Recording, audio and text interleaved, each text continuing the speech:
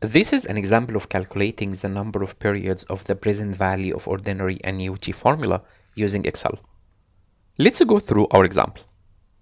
Samantha got a loan of $100,000. Therefore, we will input our present value of $100,000 at 8% effective annual interest rate. So our rate is 8%.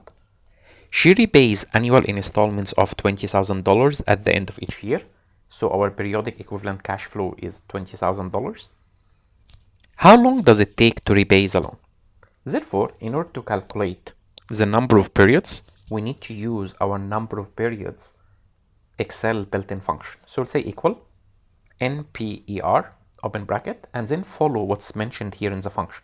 We need to put the rate, which is 8%, comma, our payment, and this will be our 20,000, comma, we need to put the present value. Please remember, we have a negative relationship between our periodic cash flow or payment and present value. That's why we need to put a negative sign before the present value. So say negative, and then you choose the cell of the present value. Close bracket. Enter. This will give you the number of periods is 6.64 years.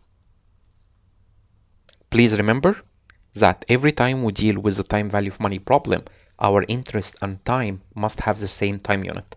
Since our interest is annual, therefore the number of periods will be annual.